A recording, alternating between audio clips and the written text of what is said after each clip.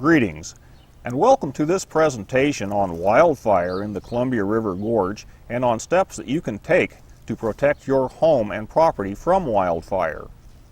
My name is Ole Helgerson. I am Washington State University Extension Forester serving Skamania, Clark, Klickitat, Hood River, and Wasco counties in Washington and Oregon. In the next 20 to 30 minutes, this presentation will show you why wildfire is a serious threat in our region, how wildfire operates, and specific steps that you can take to protect your home and property.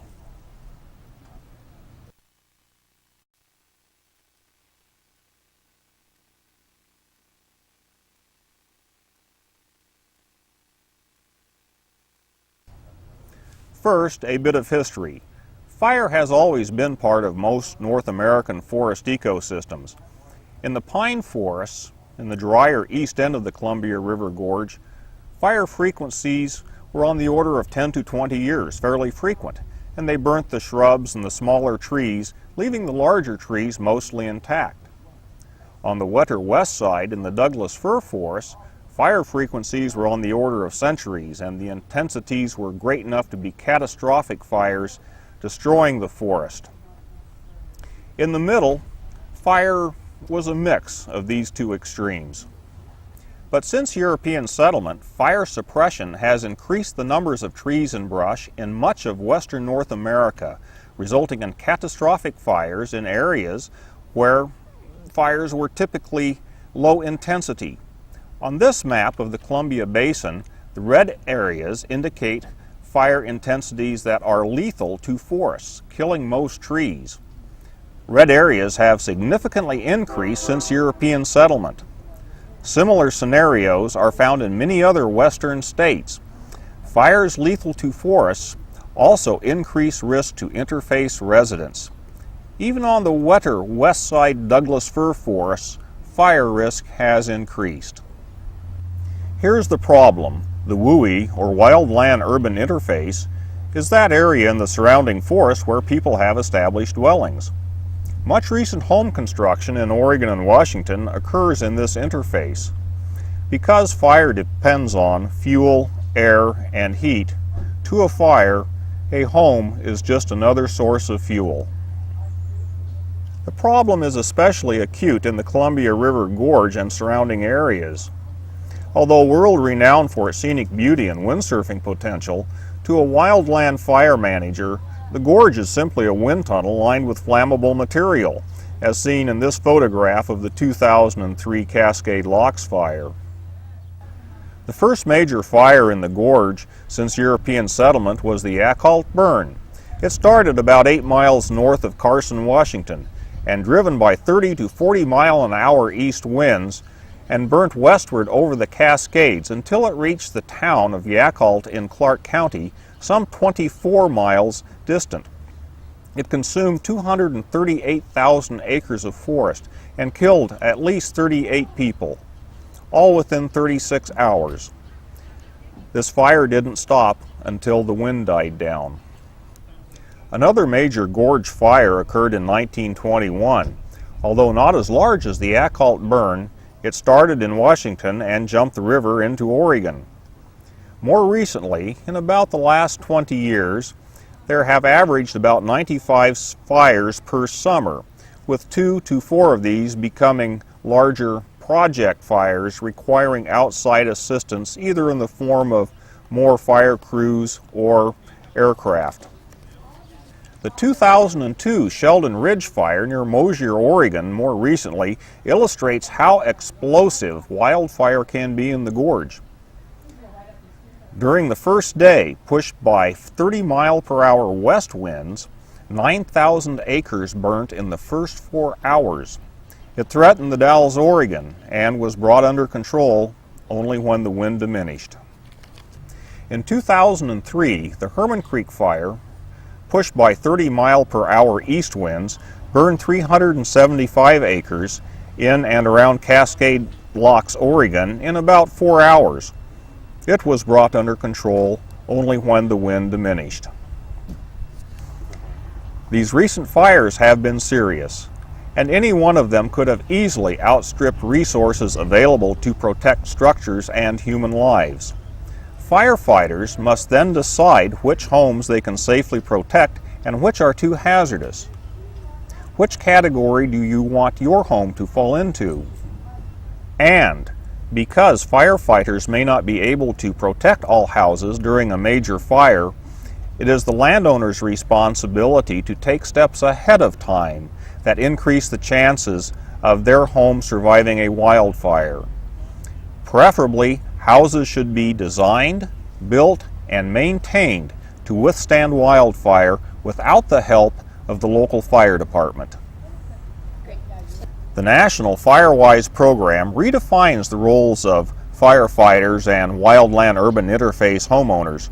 They are now partners in wildfire defense. Lowering your own immediate wildfire risk also increases firefighter safety and effectiveness. The wildfire disaster cycle provides economic incentive. Rebuilding after a fire, but not reducing risk, costs homeowners and insurance carriers alike. Insurance companies are taking a closer look at rates for high-risk dwellings. By taking steps to reduce your wildfire risk, you may also reduce your insurance rates. Grant funds may also be available to reduce fuel loads in your neighborhood.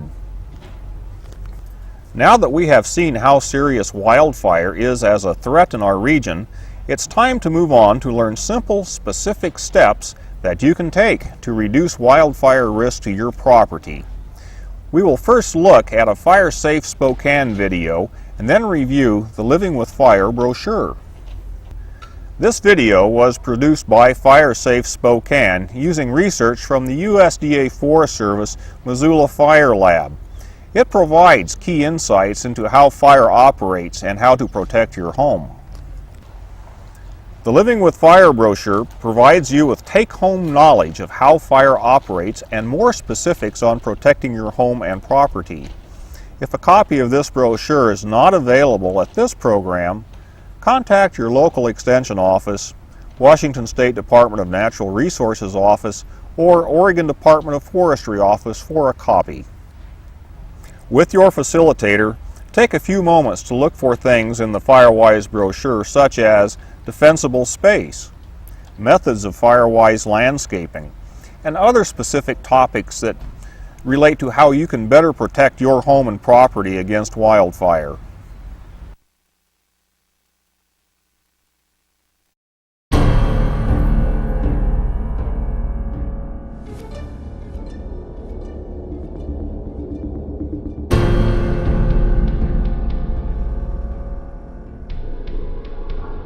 This could happen to you. Wildfire is part of the natural environment. In the inland Northwest, fire has burned the same land every 3 to 30 years. This is the normal cycle of the ecosystem. Flames spread from ignition to ignition of flammable material or fuel.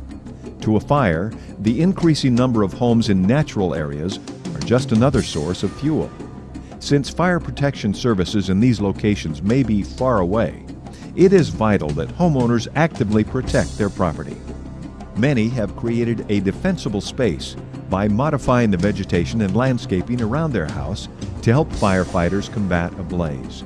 However, a defensible space plus good access roads, readable signs, hydrants, and even fire engines will not ensure your home survives a wildfire. The truth is, if you live in a natural area, your home could burn, but it doesn't have to. You do have a choice as to whether or not your home will survive. Making your home survivable involves implementing proactive measures to significantly reduce the flammable material around your house. This will reduce the threat to the house by decreasing the size and intensity of a wildfire as it gets near the structure. The key is the home ignition zone. This zone includes the house and the area within a 100 to 200 foot radius and acts as a buffer between the home and a wildfire. The exact size of the buffer needed depends on several factors, including vegetation type, slope of the ground, and the structural and landscape designs. Within this ignition zone, modifications are made to the structure of the house and the surrounding landscape to reduce the home's vulnerability to wildfire. The buffer area consists of 2 zones. The first zone extends a minimum of 30 feet from the house and is characterized as the lean, clean, and green zone.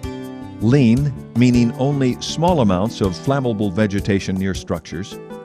Clean, meaning dead vegetation and other flammables are removed. And green, meaning plants and lawn are kept green and healthy, especially during the fire season. Vegetation should be low-growing and fire-resistant. Avoid such species as Scotch pine and junipers, as they burn intensely and are quick to ignite. The resulting landscape provides very little fuel for a fire without sacrificing beauty. In the second zone, trees and shrubs are thinned so that there is up to 10 feet between the branches of neighboring plants. Live tree limbs are trimmed to a distance of 10 feet above the ground on larger trees. Plants growing next to each other are called ladder fuels. Fire can move up the plants like the rungs of a ladder to reach the tree crown. Crown fires frequently produce flying firebrands, the most common way a wildfire ignites a house. Eliminate ladder fuels by thinning and pruning trees and by reducing large accumulations of ground fuels. The other major component to a home's survivability is the construction of the house itself. Using fire-resistant building materials when possible can greatly increase a structure's ability to withstand a wildfire. The roof is the most vulnerable part of the house. Because of its angle, the roof will catch firebrands, which can easily ignite the roof if constructed of flammable material such as wood shakes. Wood decks are also easy targets for fire. Keep areas under decks clear of combustible materials and vegetation. Eaves must be enclosed and vents screened to prevent firebrands from being trapped. Firewood, fuel tanks, and other flammable items must be at least 30 feet from the house. Hopefully, the information in this video has demonstrated that by taking action yourself to reduce flammable materials, you can greatly increase your home's survivability. Statistics show that houses with a 30-foot lean, clean, and green zone are far less likely to burn. Just as each home is unique, so are the factors that determine its vulnerability to wildfire. For more information and personal assistance to help you formulate a plan for increasing your home's survivability, visit the FireSafe Spokane website at www.firesafespokane.com. Now that you have seen the basics of wildfire behavior and ways of reducing wildfire risk, it's time to apply your new knowledge. What would you tell the landowner in these following examples? Or, if you were a firefighter, how would you assess the odds of safely defending the structure? So, what would you advise here? On the good side, the roof looks like composition shingles, and the trees are thin far enough apart so that they would not carry a crown fire. And the grass is too short to burn well, and there looks like good defensible space on the front and one side of the house. However, what about flying embers? The back of the house could be brushed in and could have a wood pile or propane tanks nearby. We do have a wooden deck and wooden siding to contend with. And maybe there is lumber or gasoline stored under the deck. What about this one? Looks suspiciously like a wood roof. The slope is steep. Looks like 30, maybe 40% slope. How would this affect their defensible space? And just where is the driveway and the turnaround? And what about those fuel loads on the ground? If you were a firefighter, would you want to come in here? This looks like a fairly high-risk home. First, is the road adequate for a fire engine, and is there an adequately sized turnaround? The defensible space does not look too good, and there is a wood deck next to wood siding. We also don't know where the wood pile, propane tank, or power lines are. Things look fairly good here. Composition shingles, but cedar siding, but with defensible space apparently. What you can't see, however, may be more important. Uh-oh, a woodshed and a woodpile within 30 feet of the house. And what about that gutter? Gutters can be tinder boxes. This one was starting to grow a forest. Speaking of forests, what about protecting our forests?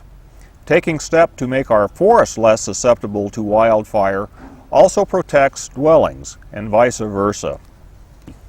Basic methods include pruning, brushing, and thinning understory and overstory vegetation. Some of the same techniques used to lower risk around a home. Too much understory fuel from tree branches and shrubs can create a fire ladder that ignites tree crowns, creating a crown fire. Usually, a mix of pruning branches combined with brush removal is needed.